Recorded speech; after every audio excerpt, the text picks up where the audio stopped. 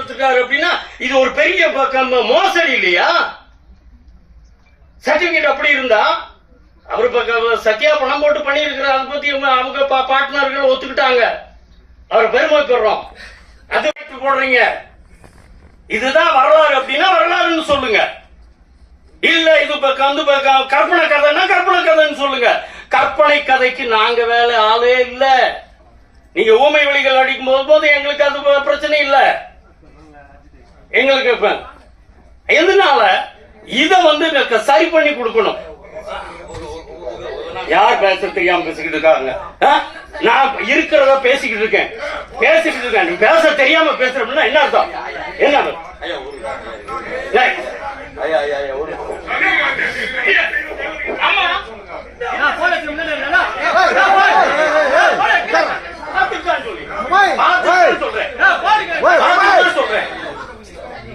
பார்த்துட்டு தான் சொல்றேன்.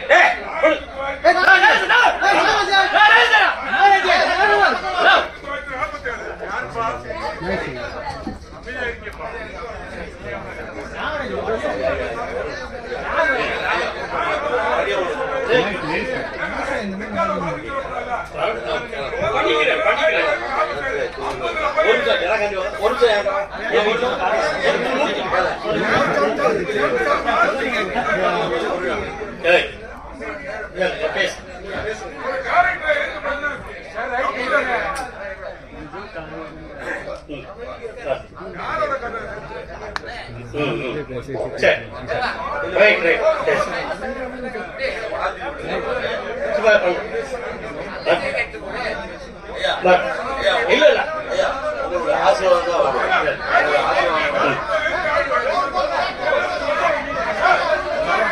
தேவரை பத்தி தப்பா பேசிக்கிட்டு இருக்க. டைரக்டர் பெருசு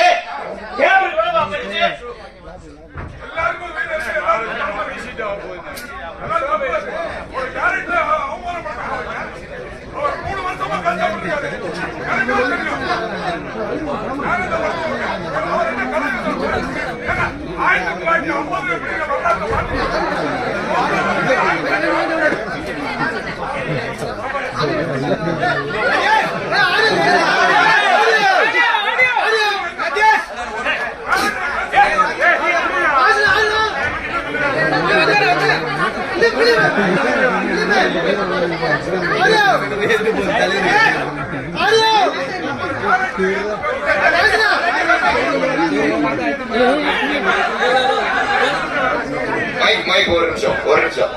அதாவது ஒரு விஷயம் ஐயா ஒரு விஷயம். சினிமாவை பொறுத்த வரைக்கும் நான் சென்சார் போர்டு மெம்பர். கற்பனைன்னு போட்டா மட்டும்தான் அவங்க சென்சார் சர்டிபிகேட் கொடுப்பாங்க. இது அது சென்சார் சர்டிபிகேட் இது அதோட நாம்ஸ். ஓகேங்களா? நம்ம என்னதான் உண்மையை வச்சு நம்ம தழுவி எடுத்தாலும் அங்க கற்பனை இந்த கதாபாத்திரம் அதாவது அனிமல்ஸ் போடுறாங்கல்ல அது மாதிரி ஒரு இது.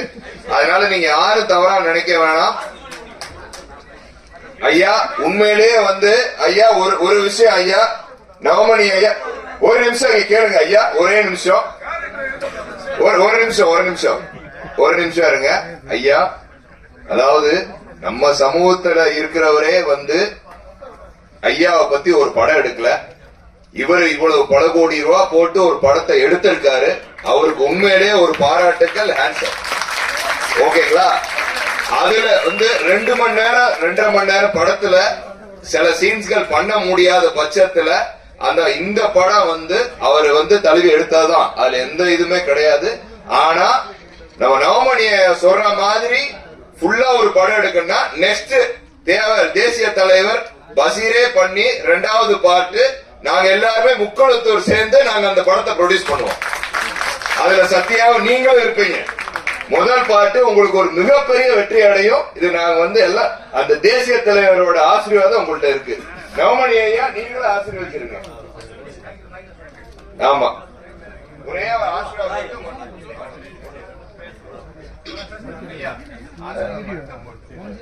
நம்ம பண்ணாத ஒரு மனுஷன் பண்ணிருக்காரு. நல்லா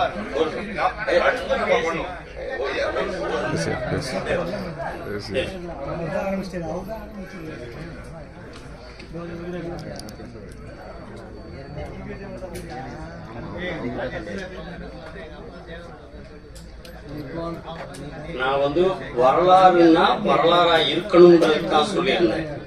யாரையும் குற்றச்சாட்டு சொல்றோம் அப்படின்றதுல இப்படி இருக்கக்கூடாது அப்படின்றதுக்கு இதுல இருந்து நிறைய பிரச்சனைகள் இருக்கு. எவ்வளவு பேர் என்னென்ன பேசிக்கிட்டு இருக்காங்கன்றது தெரியாது.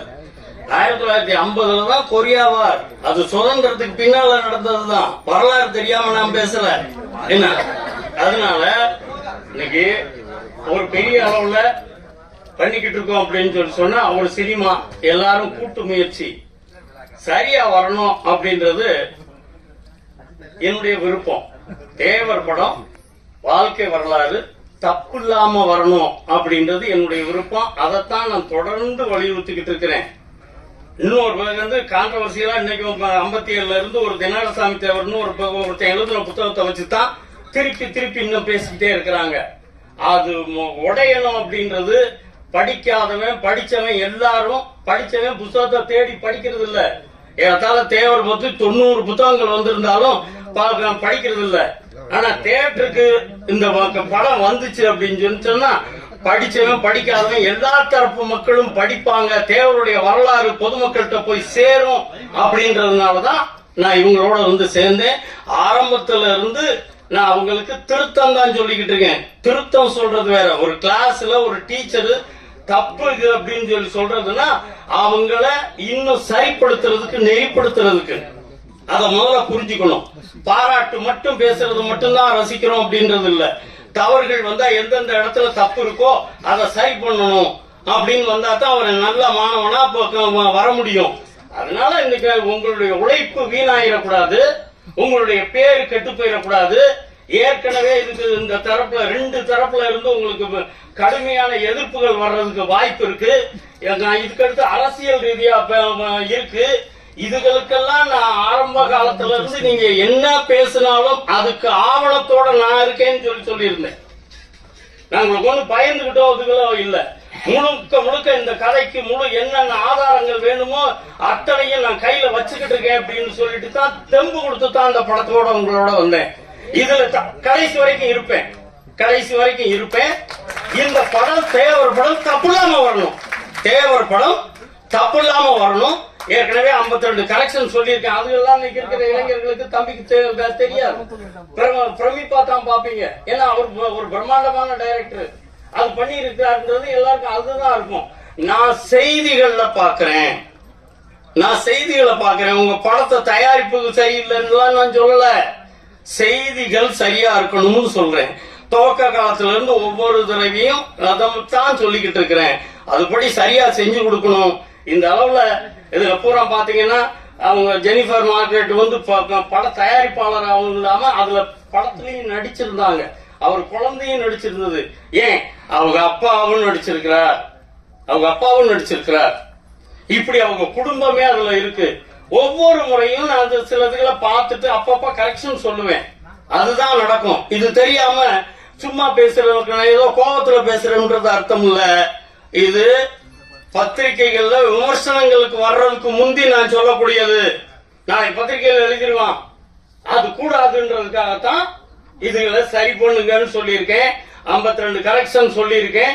அது பூரா திருப்பி திருத்தப்பட்டு வரணும்னு சொல்லி கேட்டு உங்களுக்கு இந்த படம் வெற்றி பெற வேண்டும் என்று வாழ்த்தி விடைபெறுகின்றேன். நன்றி. ஜெயஹிந்த்.